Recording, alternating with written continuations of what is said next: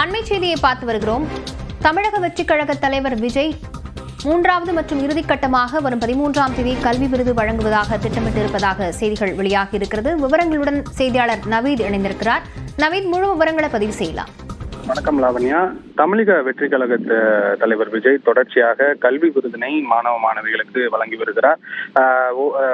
மக்கள் இயக்கமாக தொடங்கிய இந்த விருது வழங்கும் நிகழ்ச்சியானது ஒரு நாளில் மொத்தம் 2000 நபர்களுக்கு வழங்கினார். இரண்டாவதாக தமிழக வெற்றி கழகம் தொடங்கிய பிறகு இந்த நிகழ்ச்சியானது 2 கட்டங்களாக நடைபெற்றது. இம்முறை இந்த நிகழ்ச்சியானது 3 கட்டங்களாக நடைபெறுகிறது.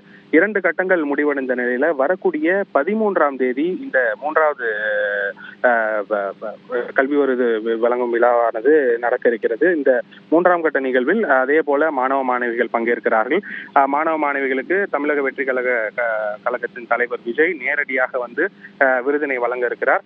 இதே போல தமிழக வெற்றி கழகத்தை பொறுத்தவரை விரைவில் தொழிற்சங்கம் ஆனது அறிவிக்கப்பட இருப்பதாக தகவல் வெளியாகி இருக்கிறது.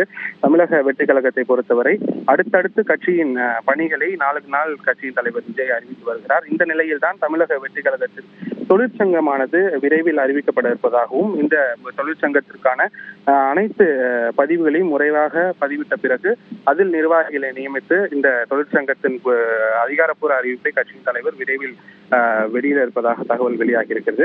வரக்கூடிய இந்த 13ஆம் தேதி இந்த மாணவ மாணவிகளுக்கான விருது வழங்கும் விழாவின் இறுதி கட்டத்தை முடித்துவிட்டு கட்சியின் அடுத்த கட்ட பணிகளை தீவிரமாக செயல்படுத்த கட்சியின் தலைவர் விஜய் பொதுச் செயலாளருக்கு அறிவுரை விடுத்திருப்பதாகவும் தகவல் வெளியாகி இருக்கிறது. லாவண்யா, விவரங்களுக்கு நன்றி நவீன்.